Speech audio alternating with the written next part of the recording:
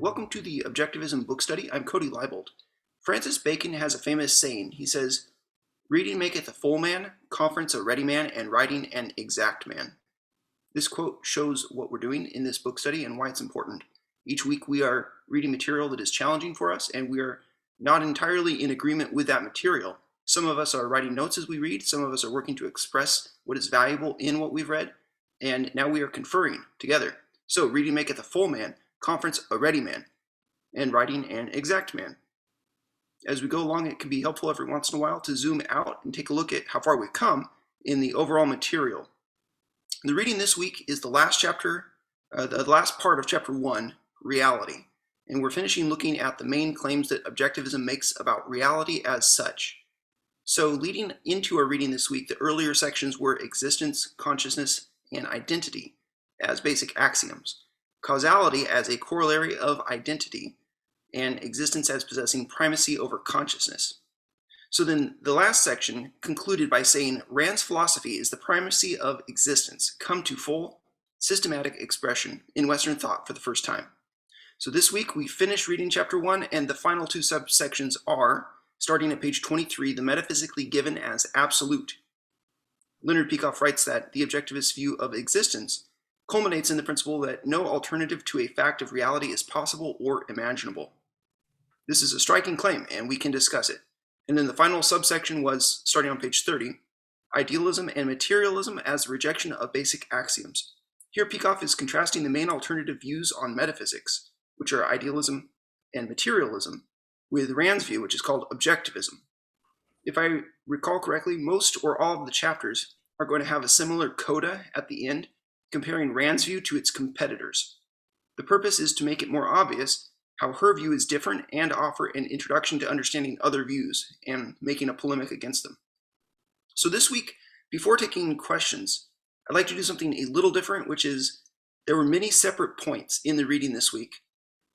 And so before we open the floor for discussion, I want to walk through the different points and just share some excerpts and just a brief interaction with them. Just some short comments. And the purpose of that is because I don't want to give the impression that I agree with everything in here, but I do want to lay out the groundwork of these are some of the topics that we covered. So my overall reaction to the reading this week would be to say there were some helpful terms in here. There were some helpful concepts that I'd not been familiar with before I read this originally. I mean, I've read this book maybe 7-8 times by this point, but I mean, over a period of 10 years. But when I first encountered this book, it was earth-shattering to me to realize that there were all these things. This was my first encounter with philosophy. That's not true for everybody here, but this level of philosophy. So some of these terms I was not familiar with, and when I first encountered them, I said, wow, this is super helpful to me. Some of it, I think, wow, is there anything in this that could be salvaged as a Christian? Because it's just so anti-Christian, but we'll see. So helpful terms, helpful concepts, and some big disagreements would be the theme. Let's start with that one point that I just read that was at the top of page 23, that no alternative to a fact of reality is possible or imaginable. All such facts are necessary. In Ayn Rand's words, the metaphysically given is absolute. So this is an interesting point. I have some thoughts on it. I definitely want to hear other people's thoughts on that, because this idea of what is necessary, logically necessary, or what is possible, there's different ways that we could use those terms. So I want to see what your thoughts are. But the overall point that they're making in this section is that there's a distinction between what is naturally given versus human action. And I think that that is a valid tool. If you're thinking about concepts as mental tools, it is a valid distinction to make between what is man-made versus what is not man-made. What is the given? And there's those sections in Rand's other writings that go into more detail about this, but you just have to be able to distinguish between those two things so that you can say, like, disease, the fact that there are diseases in the world, that's something that we can't necessarily, like, we can't stop the fact that that's the world that we're dealing with. But then are there ways that we can solve that problem? Well, very often, yes. Same thing with floods or any other natural disasters. And we need to be able to distinguish what are the things that we can and cannot change. It reminds me of that one prayer. The Serenity Prayer. Yeah. Which Ayn Rand said was really good. Yeah, she actually likes that prayer, which is, it's funny how consonant some of her ideas are with ideas that are consistent with Christianity. So going on to the next page, page 24. So they talk about, let us focus now on the metaphysically given. And if you skip down to the sort of the bottom of that little paragraph, it says, such a fact has to be, no alternative is possible. It's absolute. In this context, that means necessitated by nature of existence, and therefore unchangeable by nature or any other agency. Sure, there are things that are like that. Now, how are they going to employ that concept? They're going to use it to ridicule the idea that you could pray for something to change in the world, which I think is a pretty petty type of a polemic that you could use from that. But anyway, so going to the next section. So let me read where it says, a fact is necessary if its non-existence would involve a contradiction. Jacob, I'm going to want to know your thoughts on that, because I know you've studied philosophy at an academic level, and anybody else as well. So Jacob Karn, Jacob Brunton, and anyone that studied philosophy on the academic level, I want to know your thoughts on the idea of necessity. So we'll get back to that in a minute. So you can read in the next paragraph down, it talks about necessity, and then it says, it is in identification of existence from a special perspective. Necessary names existence considered as governed by the law of identity. To be, accordingly, is to be necessary. And that's, Rand and Peikoff are relating this to their concept of distinguishing between the metaphysically given and the man-made. And so they're saying necessary as opposed to chosen. And those are their two categories, subsuming all of the things in the world. They're all either necessary or chosen. This is, especially I think that there's some questions that I would have for Jacob about the analytic-synthetic dichotomy and how that touches on this topic. So we could go to the next page, page 25. There's a direct quote from Rand. It says, creation does not, and metaphysically cannot, mean the power to bring something into existence out of nothing. And, well, I would simply say that that's true as far as humans. This is a sort of trivial point. From my point of view as a Christian, I'd say, well, yeah, obviously creatures cannot bring something into existence out of nothing. But that would not necessarily apply if there is a God. It's one of those situations where the objectivist will look at what we're saying and just think that we're crazy. But I would look at it and say, everything you're saying is true as applies to under the sun. But so moving on. At the bottom of page 25, metaphysically given facts are reality. As such, they are not subject to anyone's appraisal. They must be accepted without evaluation. Now that is an interesting point, and I have some thoughts on that. But anyone want to share their thoughts on that point before we move forward? When I first read this book last year, that was one of the points that I thought was a contradiction within objectivism. And I remember we had a conversation about it. I don't know if you remember, Cody, because I said that contradicts the whole idea that we're going to have that Peikoff recommends having a benevolent view of the universe. And I was thinking that he might be contradicting himself elsewhere. I'm not sure that's the case anymore. I don't think I believe that that's a contradiction anymore. But I think it is helpful to think about how you can use that idea in your life to say, even if this is bad for me or someone that I love, there's no one that I can blame for this. There's no one who is at fault for this. There's no one who is a wrongdoer in this situation. It simply is. It simply is the case that I'm going through this illness or this tragedy. And I think it is an extremely useful concept. Cool. I appreciate that. Yeah, there's, when it comes to the question of death, which is one of the things the objectivists say is that death is not something that you can judge. That you cannot say that it's an evil, because they try to frame all of their moral system in terms of what is, and what is that we're living beings that live for a while and then die. So they say it's a metaphysically given fact that you die, and that you can't consider that to be an evil. As a Christian, we just look at that completely differently, because we don't consider that to be the given. We consider that to be the aberration. So we have to qualify that. You can see at the top of page 26, man-made facts, by contrast, being products of choice, must be evaluated, but the metaphysically given shouldn't. All right, let's go to the middle of page 26, just skimming through because there's so many different points raised here. So they named two errors, and I think this is an effective section, and I agree with it.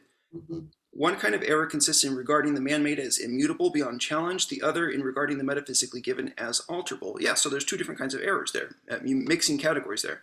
So the first one would be typified by, you can't fight City Hall. It's just the way people are. And you can get that in the Robert Stadler in Atlas Shrugged, if you've not read that. He basically says, if you've got to deal with people, so therefore it's impossible to do moral things, so I'm going to have to make some compromises. And then the second is rewriting reality. And rewriting reality is something that comes up often in the discussions that I've had with Christians, wanting to come up with the answer to various theological questions. They try to suppose, well, it ought to be this way, or it has to be this way. And you have to step back sometimes and just ask yourself, am I attempting to rewrite reality here? Let's go to the next page, 27. So this is in the middle of the page. This is where they mention that since human beings are mortal, we can't evaluate that fact because that's metaphysically given, which I would just, I put an exclamation point next to that, like, excuse me? So there's more, but we could discuss that in more depth when we get to chapter 7, because that's when they actually get into the full discussion of that point. The paragraph right under that says, another example of rewriting reality taken from epistemology is provided by those skeptics who condemn human knowledge as invalid because it rests on sensory data, the implication being that knowledge should have depended on a direct non-sensory illumination. That amounts to the claim, if I had created reality, I would have chosen a different cause for knowledge. Reality's model of cognition is unacceptable to me. I prefer my own rewritten vision. So in the margin, I simply wrote Van Til. That's a very obvious similarity to what we see in Van Til. And that's an example of rewriting reality. Okay, next page, 28. We're just cruising through, and then there's going to be lots of chance for discussion. So on page 28, on the second paragraph, it says, by the nature of existence, hope and prayer are futile. Leaving aside the man-made, nothing is possible except what is actual. So that's just a really ill-begotten idea right there. It's almost not necessary to explain from a Christian point of view why, but we could discuss it to some degree if you want to. And then the very next sentence, the concept of omnipotence, in other words, is logically incompatible with the law of identity. It is one or the other. Well, depending on how you define omnipotence, and we've discussed that in previous videos, that they're defining omnipotence differently than the way Christians do. We don't believe that God is capable of sinning. So at least in some sense, there's a limit on God, right? And so there are answers to that question. Go to the bottom of page 28, the second to last paragraph. The thinker who accepts the absolutism of the metaphysically given recognizes that it is his responsibility to conform to the universe, not the other way around. Now there is a powerful point. Nature to be commanded must be obeyed. Incredibly useful, and something that as Christians, because we tend to be otherworldly in our mindset, we overlook. So anytime that I could point people to this fact, I would like to. Next section. This reminded me of Jordan Peterson. And I'm not sure I understand Jordan Peterson's entire worldview and outlook, but there is something of I think it's Byronic worldview that he has, a sense of tragedy, that life is suffering. And so I'd like to suggest, let's look through this together and see if this reminds us of his thought. Last paragraph on page 28 says, if a thinker rejects the absolutism of reality, however, his mental set is reversed. He expects existence to obey his wishes, and then he discovers that existence does not obey. This will lead him to the idea of a fundamental dichotomy. He will come to view conflict with reality as being the essence of human life. He will feel that clash or warfare between the self and the external world is not a senseless torture caused by an aberration, but the metaphysical rule. Now, anyone that tells you that life is suffering, and that might be a sign that they bought into this dichotomy. And so on this next section, we get into a set of dichotomies. I'll take a break if there's anyone that wants to add any just very brief points before I cruise through this. But any points that maybe shouldn't be skipped before we move forward? When we come back to talk about this point, I wanted to also mention C.S. Lewis's famous quote It says, if I find myself with a desire for something outside of this world, it means that I was most likely made for that other world, because that seems similar to this attitude. Okay. And I wanted to discuss if there's any validity to that, or if there's any validity to Peikoff's paragraph here. Great. Okay, so going on page 29, on the second paragraph, we get a reference to Plato and this demiurge and this way of thinking about the world that says that the world was made by a spiritual being, but it's made out of crude matter, and crude matter doesn't conform to the will of this spiritual, this consciousness, this demiurge, which is just a word for a maker or a craftsman or a god. And so then Plato concludes matter is a principle of imperfection, inherently in conflict with the highest ideals of the spirit, which is certainly an idea that it would be easy to understand why Christians like Augustine absorbed it. I think that there is a connection here with the fall, the fact that Adam sinned, the fact that the world has become corrupt. And so as Christians, we don't necessarily have to agree with Plato, but we can say that there are things about the world that resemble this account. That doesn't make us Platonists. Going to the bottom of this page, there is a dichotomy that they highlight, the dichotomy of the inner and the outer. Like we were saying, the spiritual values versus the physical, or you could say the value versus fact, moral versus practical, spiritual versus material realm. The theory of the mind-body conflict, which has corrupted every branch and issue of philosophy, does have its root in a very real conflict, but a special kind. Its root is a breach between some men's consciousness and existence. In this sense, the basis of the theory is not reality, but human error, the error of turning away from reality. So that's his way of accounting for why we have this dichotomy. Not sure that that's entirely a sufficient account of it, because after all, if we believe in the fall because of Adam's sin, then perhaps we would need to say there actually is a dichotomy between the world as God intended it to be when he said it was very good versus the world that we have today. That said, there is a conceptual issue that many people have between theory and practice, between the spiritual and the physical. And we get this idea that somebody could be so heavenly minded that they're of no earthly good. And Jacob and I have often talked about that and said, well, we ought to be heavenly minded in such a way that we are of any physical good. All right, let's go to the next page. This is just my cursory thoughts. You'll get a chance to interact more. On page 30, let's go to the middle section there where he highlights this new subsection, Idealism and Materialism as the rejection of basic axioms. So let's say a word about idealism and materialism. There are two different theories of metaphysics. That's what they are.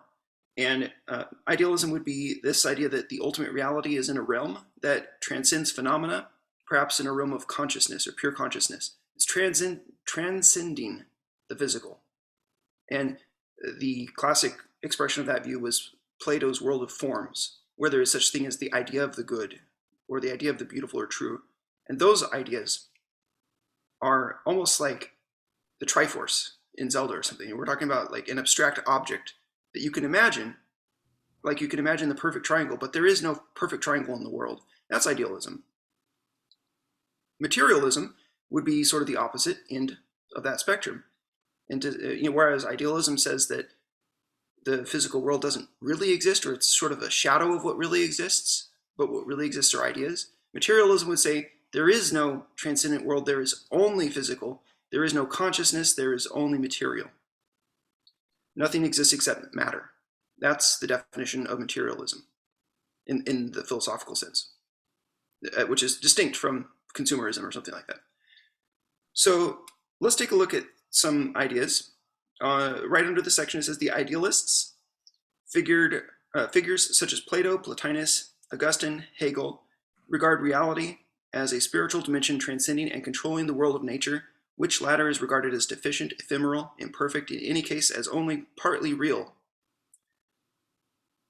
And then he says, since spiritual, in fact, has no meaning other than pertaining to consciousness. Now, that's an interesting claim. I'd be interested to hear your thoughts on that. Is pertaining to consciousness a good definition for spiritual?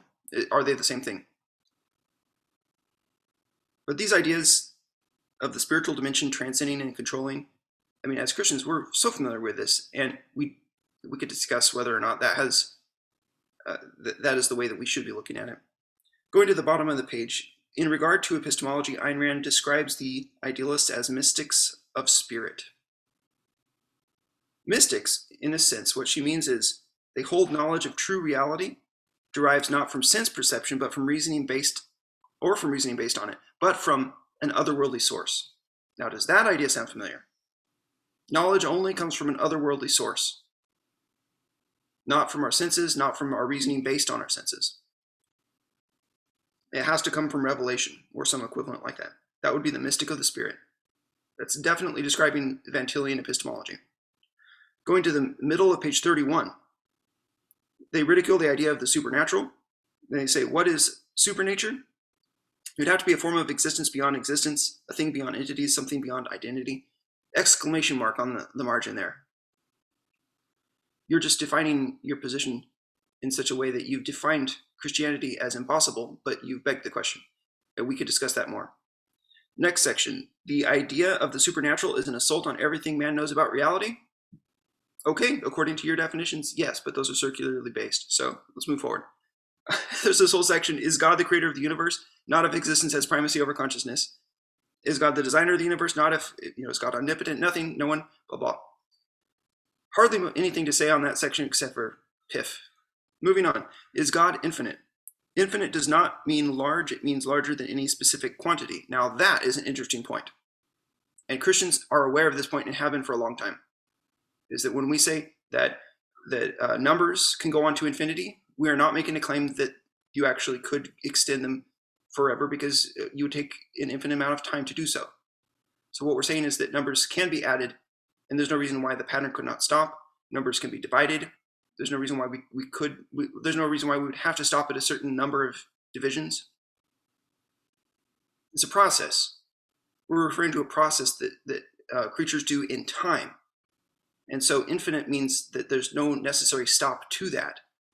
Not that there actually exists infinities upon infinities, as some of the mathematicians and philosophers have said.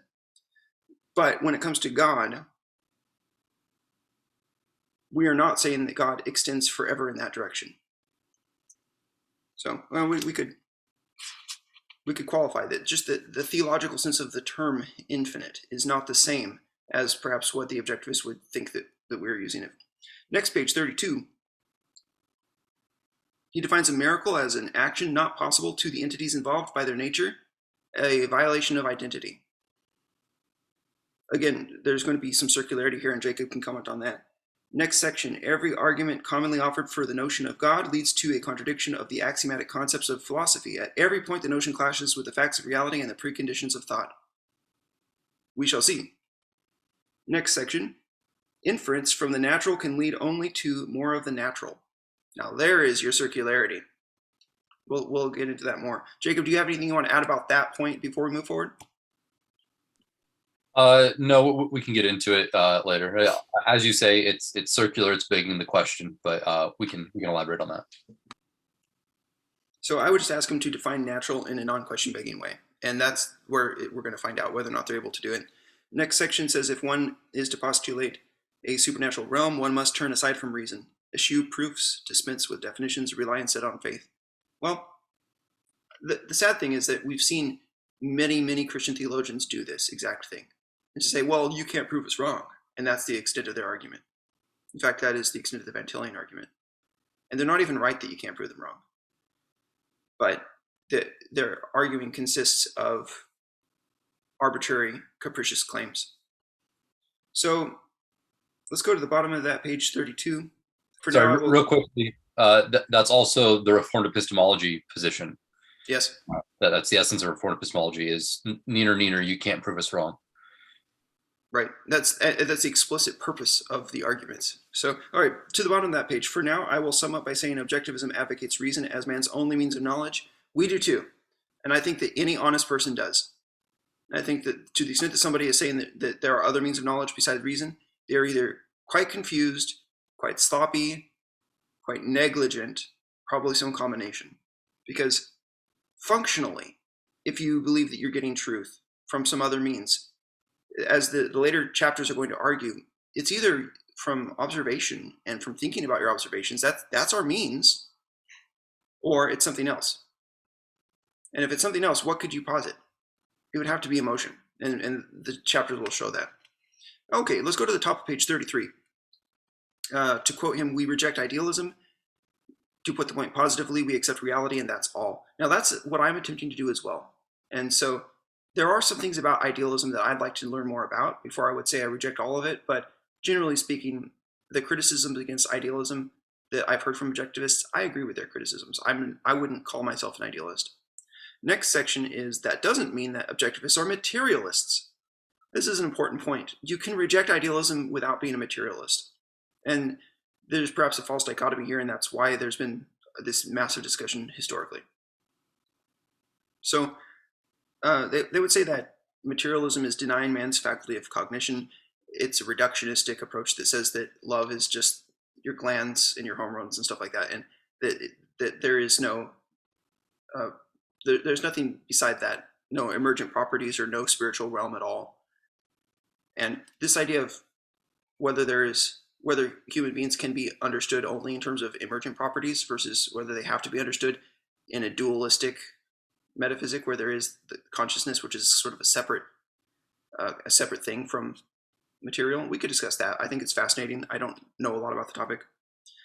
In the middle of the section, it's just talking about mysticism. And actually, they call the materialist mystics as well, mystics of muscle, because they have basically said that your understanding of truth doesn't come from observation of reality. It comes from feelings, or it comes from your group or whatever. So they call it mystics of muscle. It's kind of a weird term, but I get where they're coming from. They just mean that they discount reason. They discount reason. And so this is a common pattern in philosophy, is that there's a false dichotomy presented, and then one side embraces one end of it, one side embraces the other end. Very similar to the way I think that skepticism creates a false dichotomy, and that Van Tillians embrace one end of skepticism. Last little section, and then we'll get into our discussion. So top of page 34, he writes, there is no basis for the suggestion that consciousness is separable from matter. I'm really interested to hear your thoughts on that. And is it possible that consciousness is, like he says, a development within nature? Is it an emergent property that rises from the substrata of physical things only, or is there some other realm, and we are actually beings that inhabit two different realms? That's an interesting question, right? And then he makes a very strong section right here. He says materialists sometimes argue that consciousness is unnatural on the grounds that it cannot be perceived by extrospection, and he just does a reductio ad absurdum on that. It's great. He says the fact that matter exists and so does consciousness, the faculty of perceiving it, like you can't get beneath those. You have to embrace those two, and you can't reject one as being true on the basis that it doesn't conform to the standards of the other. Okay, so that's as far as I'll go on the review. Now let's do a quick roundup of any points that we want to make sure to hit, and then I'll try to navigate through everybody's comments. So who wants to suggest topics that they just have a strong opinion about? I'll give a couple, and then someone else can give a couple.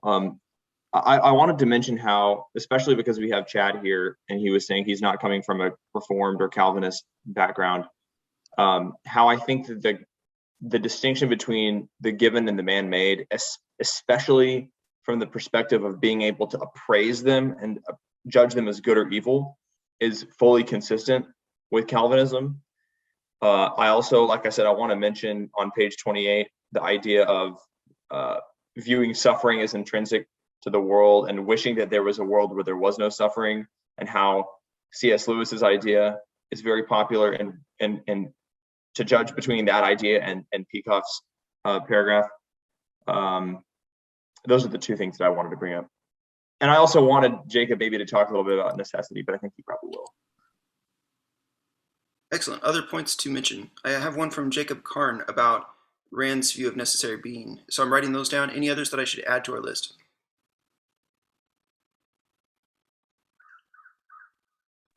I'll just say quickly that I appreciate that their orientation is to get something right and not to create an argument that can't be knocked down. And you guys talked about that briefly, but it was so refreshing to be around an orientation where they wanted to be correct and move forward in that correctness, instead of just, I guess, not being able to be defeated in argument. It was nice to see. Appreciate that. Jacob, you probably have some ideas about where this conversation needs to go. So, Jacob Breton. Well, I mean, there's a ton here, and I don't know if you wanted more of a direct discussion. I think a lot of the content here is going to rest on the idea of necessity, and how that ties into the concept of the metaphysically given. So maybe that's a good place to start, and then we can kind of jump around to different application points from there. Are you Perfect with that?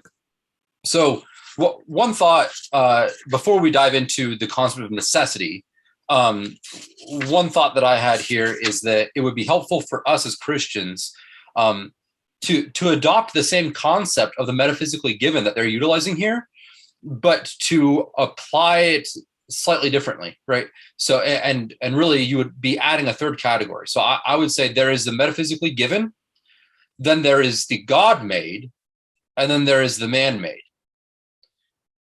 And the reason that's helpful is because there are some things about God which are not God chosen, which are not subject to God's will, right? There is just his being, like his existence, what he is, his character, his nature. Those are the metaphysically given. Those are not subject to his will, as if he could choose to be other than what he is, right? So there is a right concept of the metaphysically given, which is not capable of being altered even by the will of God, right? And that I think that's what they're trying to get at when they talk about the metaphysically given. They're saying, look, there has to be something that, even if there was a God, wouldn't be subject to his will. And I think that's right. But that thing is God himself. It's his being, his essence, his character, his nature, his identity, right? But then the category that they're missing is the God-made. There are things that aren't God, that God created, that could be other than what they are, but they are what they are because of his will. They aren't subject to our will, but they are subject to his will, right? And those are the things that they're calling the metaphysically given, and they run into problems because of that. But for our purposes, it's good to have that category. And then, of course, there's things that are the man-made, that are subject to our wills. But those things are distinct from the things that are subject to God's will, but not subject to our will. So it's helpful to have those three separate categories. Now, when it comes to necessity, I mean, first of all, you have to get an appreciation of the enormity of what they're claiming here regarding the idea that every non-man-made fact is a necessary fact, right? So that would mean that it wouldn't be possible for Mount Everest to be 1 inch shorter or 1 inch taller. Like it's not logically possible. And I mean, even if you're not a theist, that still seems pretty outlandish, right?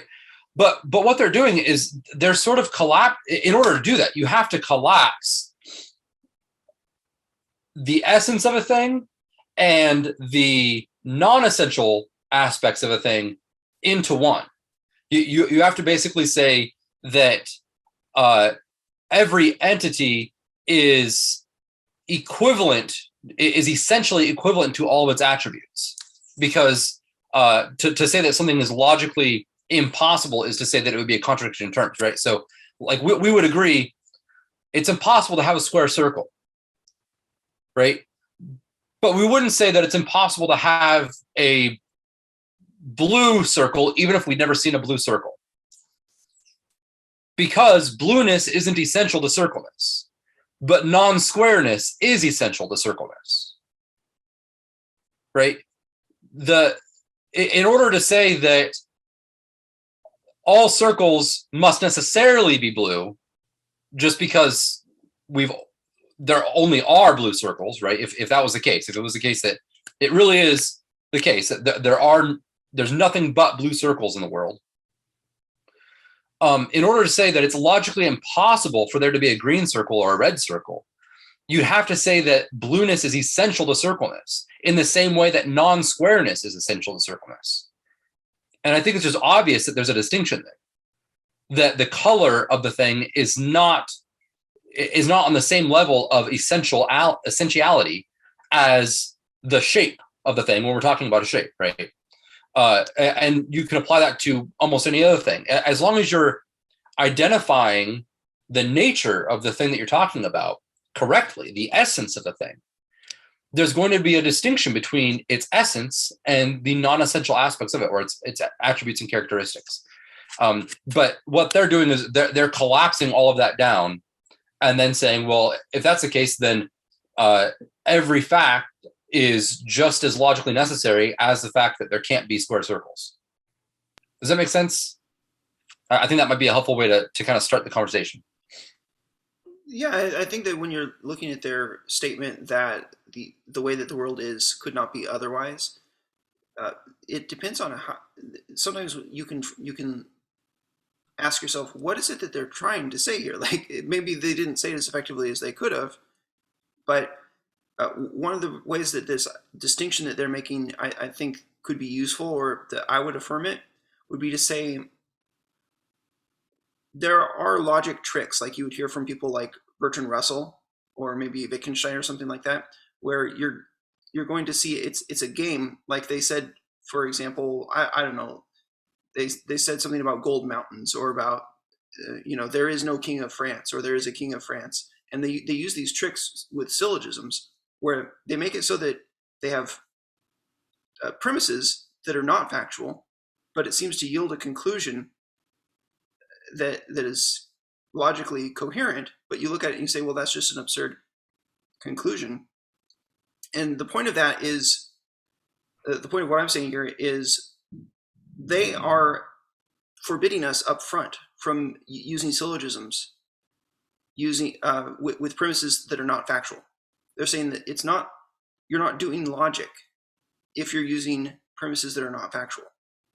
And so you might say, oh, I follow the rules of logic, but you're not actually being logical. I think that's part of what they're trying to argue. And then another thing that maybe about the Mount Everest thing is, if Mount Everest couldn't be an inch taller, well, we could make it taller, or it could grow taller if the magma pushes it up. But given the facts that led up to the way the world is now, the only possible way that Mount Everest could be is how tall it is right now. That's just by the principle of sufficient causation. So I mean, I think that might be what they're getting at. And so I think depending on how you're framing what their claim is, you may end up agreeing with it. I'm not sure. What do you think about that, Jacob? Yeah, I agree. I think that they are rightly wanting to guard against a lot of nonsense that has come about, especially among analytic philosophy in the last couple centuries, where people play a lot of games with modal logic and arrive at a lot of really stupid, irrational, and rationalistic type conclusions. So I agree with the motivation, and I understand and sympathize with the motivation. But I think they're throwing out the modal baby with the bathwater, if you will. It's true that given everything, and I think this is the appropriate way to talk about necessity and possibility, is given certain facts, given the natures of the things that have led up to X was necessary. But if you just hone in on X as itself and consider it apart from the things that led up to it, or apart from the other context, and consider, well, what if it was placed in another context? Is it possible that it could have been other than what it is in certain respects? The answer is yes, right? So the value of that is to say, look, you can consider X, you consider a thing, you can take it out of the context and say, all right, is it possible that there's another context in which X could have been slightly different than it is? And there's value in that. But there's also a limit. And the limit is there's no context in which X could have been non-X. Yes. Right. And that's where the value of necessity comes in. Necessity and impossibility. Those are sort of two sides of the same coin, right? So it's valuable to have that conceptual framework of, all right, there's a realm of possibility when we're considering the thing in itself, regardless of the context, that there's a range of possibilities for this thing, but that range is delimited. And there's necessary limitations. And those necessary limitations are the necessity and the logical impossibility that we're talking about, right? And that allows you to analyze a thing objectively without going off into crazy la-la land, while still being able to consider alternative contexts that may arise regarding that thing or regarding that type of thing. I would suggest two categories. One is logical possibility and another is forensic possibility. Forensic possibility would be, is it possible that I'm the murderer? And you wouldn't say, well, you're capable of holding a knife, therefore it's possible that you're the murderer, because we have no specific reason to believe that I was the person that did the murder. So forensic possibility means, is there any evidence or any evidence specifically that this thing happened? Whereas logical possibility, is it logically possible for me to murder somebody? It is, according to the framework that we understand. Yeah, and here's why that might be helpful. If, let's say, this is very hypothetical because it's not true, but if it were true that it was impossible, like logically impossible for me to murder somebody, let's say that I'm pre-fall Adam, and the possibility of the fall isn't even being brought up, right? Which means, there's no possibility of sin. Or let's talk about Christ. That's even stronger. Let's say, Christ, it's impossible for him to sin. So if it's logically impossible for him to commit murder, then it's kind of foolish to go searching for evidence that he did commit a murder, because the logical possibility is ruled out up front.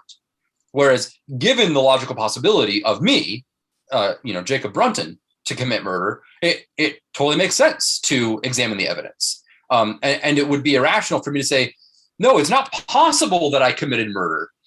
Therefore, don't even look at the evidence. Hopefully you would laugh at me and you would look at the evidence even harder. All right, so this topic of necessity, I think it's going to come up further in the book, because there are other sections on where I think that it's just important. So, Jacob, are there other points that you want to make sure we include in this video before we move on to other topics? Not specifically on that topic or on that fine pointed topic, but I think it's going to have application to most of the other issues brought up in this reading. So I'll tie it back to that if I think that it's necessary regarding other topics that we cover. Well, the next topic that I think is sort of a robust discussion would be the circularity issue. So anyone want to suggest concerns with the arguments that they made in this chapter, in this subsection, against the existence of God, and whether that was circular in the way that they defined natural? Jacob, I know you have thoughts. Yeah, I definitely have thoughts on that if nobody else does. I came across this because I was a Christian interested in philosophy before I came across Rand and Objectivism. And as I ran into some of this stuff, both in OPAR and in other places, I was shocked. I was like, this is outrageous. Like, have these guys actually read academic theologians and Christian philosophers in any serious way? And I'm not sure that they have. And if they have, then they're kind of being dishonest, because these are really really underhanded ways of arguing about some of these things regarding theism. So like Cody hinted at, the way that they define natural is question begging in regard to the question of supernaturalism, right? So throughout the history of philosophy, and especially in Christian philosophy and theology, the idea of supernature has meant above and beyond nature, where nature refers to the physical world. right? So the supernatural world is that which exists, emphasis, that which exists above and beyond the physical world. Well, they are redefining nature here to mean that which exists, period. Existence as such. And then saying, oh, well, then supernature would be that which is above and beyond existence, meaning that which does not exist, which is obviously irrational. And we would agree, yes, there is nothing above and beyond existence as such. But you're begging the question by redefining nature to mean existence as such rather than physical reality. If you grant, and here's that term again, if you grant the logical possibility of non-physical reality, then there's nothing wrong with the idea of supernature, meaning that which is above and beyond physical reality, or that which is non-physical existence. Then the only question is a forensic question of, are there facts to support the existence of non-physical reality, right? But if you up front define existence as necessarily physical and non-physicality as necessarily illogical or logically impossible, then you're going to be begging the question, and you're not even going to consider facts that might support the existence of the supernatural or the existence of the non-physical. So that's kind of the card game that's being played here. Does that make sense? It does. Anyone else want to interact with what Jacob is saying there, or agree or disagree? I would say I'm curious, like, if they're defining nature as existence as such, does that include consciousness or not? Yes, they would include consciousness. In existence as such? Yes. Yeah. They'd say consciousness exists, and they would also say, in this case, in the section describing the status of consciousness in this subsection, they said that it's a natural phenomenon. Right. So if they're conflating existence as such with physical reality, is consciousness a physical reality? So that they would say that consciousness is either a physical reality that in some mysterious way that we don't know yet, or it is an emergent property from physical reality. So it's contingent upon physical reality rather than sort of eternally distinct from it. So they would say it's causally contingent upon physical reality. And there are some problems with that we can get into later, because that's another topic that comes up, is the relationship between consciousness and matter, or between the mind and the brain, so to speak, or mind and the body. I think that there's some important points to talk about there that we can get into. Yeah, I would be curious as to whether you think that that's a contradiction on their part, or if you need additional facts to prove them wrong, or if what specific, like when they say that we're not materialists, but we also don't think that consciousness is reducible to matter. So okay. If so, what you just said is not a contradiction, right? I'm not a materialist, and I don't think consciousness is reducible to matter. That's consistent, right? You're saying there's more than just the material world.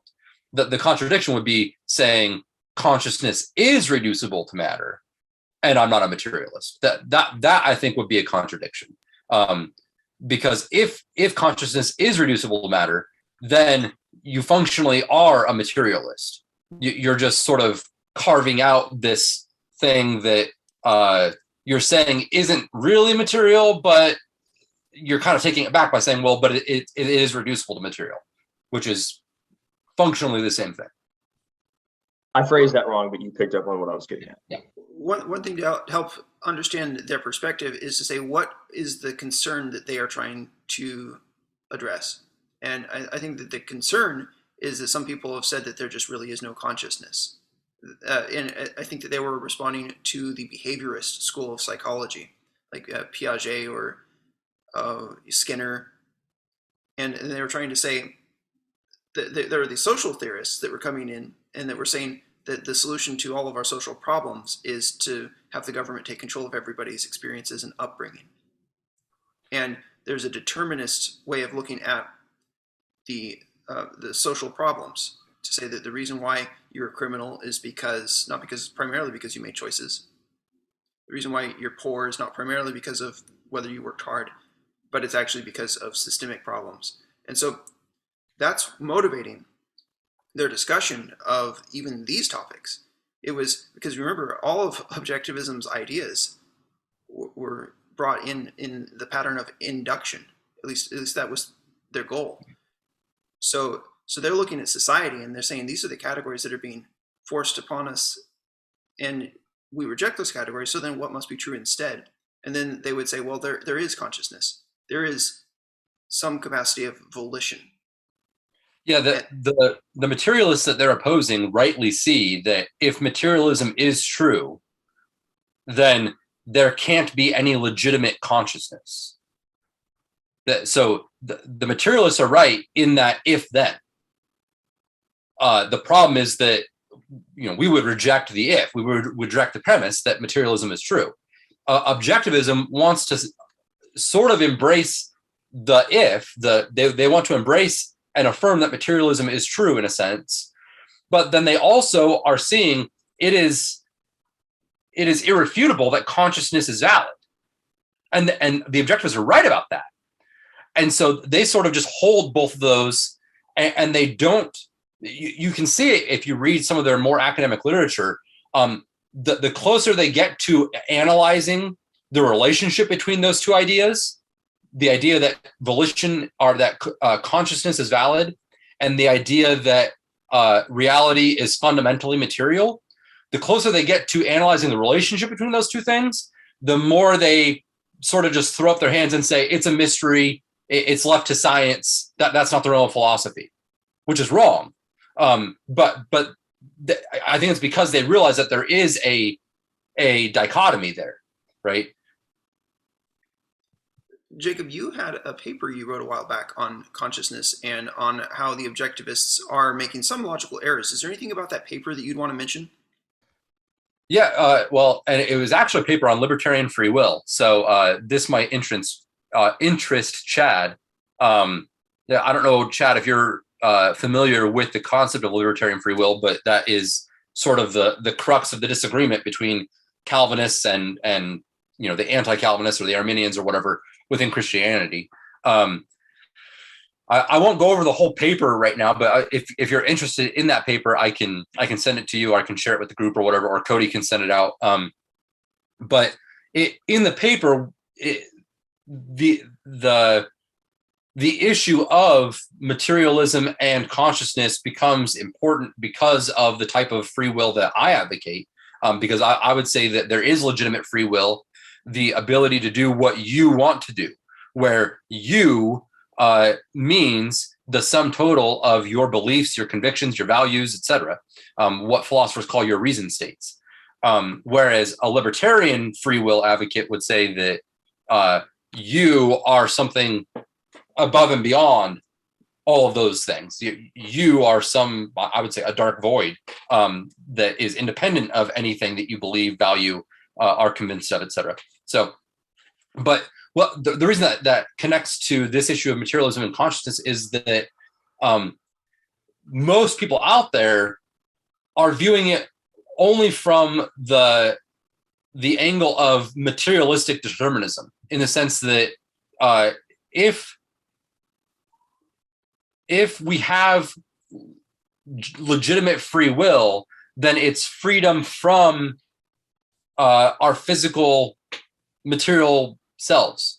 And that's why a lot of atheists reject the idea of free will as an illusion, and therefore reject the idea of consciousness as valid or as an illusion, because, and they're right, if materialism is true, if we really are nothing but molecules in motion, so to speak, there's no room for legitimate volitional activity or legitimate conscious activity. And Jae-Gwon Kim is a philosopher, an atheist philosopher, who famously argued, look, guys, if we're going to be consistent, we can't keep playing games as if we can have consciousness and materialism at the same time. And he made a very robust argument. It's called the exclusion argument, where he basically says, look, if all of causation is explainable in terms of material cause and effect, molecules in motion, then there's no causal room. There's no room for causal explanation from consciousness, right? Because if something is caused by the molecules in motion, then it wasn't caused by your conscious choice to do it. So in other words, if materialism is true, there's no room for volition. There's no room for consciousness. And objectivists, like I said, they affirm materialism in a sense, but they want to say maybe there's some mysterious way in which consciousness rises from that. But it can't be true. It's not possible. And it's a philosophical problem, not a scientific problem.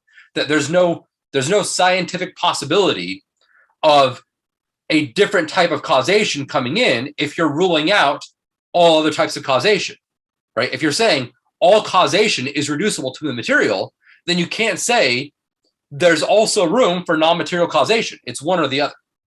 That's a simple way of breaking it down. I get into it a little bit more in detail in that paper. Jacob, I believe you have more than one paper, because that was the one on libertarian free will, but you also had one on materialism versus something about consciousness. I thought it was a different paper. Oh, I don't remember then. I'm not sure. Well, we'll have to check you up on academia.edu and see if we find it. Okay. One other point that touches on this topic of whether or not consciousness can be reduced to material is simply that in Scripture, as we affirm Scripture, we know that there are references to, Paul says something about, I wouldn't want you to be spirits separate from bodies. And he talks about how we're going to get new bodies. So whatever it is, your soul, consciousness, spirit is going to get a new body. As Christians, historically, we have affirmed that teaching, and we've affirmed that there is this dualism. Jacob, am I articulating that correctly? Yeah, I think we would definitely say that we are dualists in the sense of affirming two fundamental types of existence, material and non-material, right? So there is non-material existence, and there I'm saying existence, existence, like plural things. And there are material existence, and those are the two fundamental types. And in that sense, we are dualists. However, we would not be dualists in the sense of saying that those two things are in conflict with each other in any way. And too often in the history of philosophy, that has been the way that those have been conceived. And the term dualism sometimes has come to meant that there's a conflict or a dichotomy between the physical and the non-physical. And we would reject that, right? And the objectivists reject that conflict. They sort of affirm the reality of both, but if you really press them, they start to say, well, the non-physical is contingent upon the physical. And so it's questionable whether they really would affirm the same thing that we affirm on that fundamental level. I think the reason why they would make that they go that route is because of the primacy of existence rather than the primacy of consciousness, and their emphasis on existence exists and you must conform your consciousness to existence. So that's, that I think that's why they would, if you, like Jacob's saying, if you press them, that's probably why they go that route. I think you're right, but notice that what they're doing there is assuming that existence means material existence, right? Because we would also affirm the primacy of existence. Right. And we say that it doesn't have any contradiction to our view, because we don't equate existence with material existence, whereas they implicitly are. Anytime that they criticize a supernatural view, as not holding existence as primary, they're implicitly saying that existence is equivalent to material existence or material reality. Right. There's some kind of conflation going on. And I don't know if I can put it in specific terms, but it's like, there's the distinction that we would agree with in terms of primacy of existence. And in that sense, consciousness depends on existence. You can probably put it more accurately than I can. But, in terms of primacy of existence, consciousness depends on existence. But there's then they want to conflate that with the idea that consciousness comes from, existence as defined by materialism or reduced to materialism. But I think we have a different idea of where consciousness comes from. Maybe, I don't know. This is where my confusion starts to settle in, and I'm not sure. I mean, if you're an atheist, then you sort of, and you want to affirm the validity of actual consciousness, you sort of have to say, well, it's derivative from the biological processes, etc. You can't affirm that it's some separate reality, because then you're acknowledging a supernatural realm, right? So you have to sort of domesticize it under the material realm, and that's what they do, and it makes sense, and to give them credit, I would rather them affirm the obvious validity of consciousness and volition, than to reject it and become nihilistic, deterministic materialists, right? Which is what most atheists do. So they're trying really hard to affirm what is, self-evident regarding consciousness, and I applaud them for that. The problem is that they're not going the whole way in the implications of that for the rest of their worldview. Well, guys, we're past the time where we should be wrapping up. Andrew, you had a point that you had raised about about death or about there being there's a sense in the human heart that we wish for a different world, and that should suggest something from C.S. Lewis. Can you summarize that point in that just briefly, because we need to wrap up? Yeah, and I'd love to talk about this if you guys want to talk about this next week. I find it incredibly important and at the very least interesting, because you have, I'll read a quote from C.S. Lewis and I'll read a quote from Atlas Shrugged. C.S. Lewis says, if I find in myself desires with which nothing in this world can satisfy, the only logical explanation is that I was made for another world. And that seems to be somewhat similar to what Jordan Peterson is saying, is that this world is fundamentally suffering and it's fundamentally bad. There's a clash. And Peikoff is saying, no, that clash shouldn't exist because you should just accept it. But then I'm interested because, and I might be misunderstanding Rand here, but in Atlas Shrugged, she says in Galt's speech, all that which is proper to the life of a rational being is the good. All that which destroys it is the evil. So she might be saying all human actions which destroy it are the evil, in which case that wouldn't implicate this. But I still think it's a very compelling point. It's like there's something about this world when we lose a loved one that we're just like, that's just not right. And I wonder if you guys think, is that valid? Or should we just say that's just a fact? Because I think as Christians, a lot of us want to say, oh, death, where is your sting? But are we mixing up categories here philosophically? I don't know the answer, and I wanted to know what you guys thought. But maybe we could set that up for next week. I would like to do that. Let's make sure that we discuss that. And just as a brief point about the issue, when Ayn Rand died, Leonard Peikoff lost his best friend, or one of his best friends, right? And I remember him in one of his recordings expressing what it was like. And it's traumatic to lose somebody. He described how he had to rebuild his own way of looking at the world to realize that everything that he had assumed about the world, every reaction he had to this or that TV show or this or that thing in the news, he would want to share it. And it's almost like that feeling when you're watching TV and you look over and you're about to say, hey, isn't that? And then you realize you're alone. He had to rebuild his understanding of his own life because she was not there anymore. And I think that in the objectivists' way of experiencing life, they cannot help but agree with Christianity, that there's something evil about losing somebody. Even if in their theory they say we cannot metaphysically judge this fact, I think that there is enough that they know that it's true. All right, let's go on to a little outro. I want to be able to say to everybody, oh, Jacob adds they have a Christian sense of life. And to the extent that they have built their philosophy on natural revelation, observing the world, yes, they have a Christian sense of life.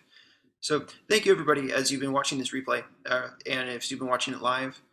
I appreciate you listening to us. I know it's odd to hear Christians discussing this atheist philosopher who would have claimed that Christianity is destroying the world, and here we are saying we think there's value in this.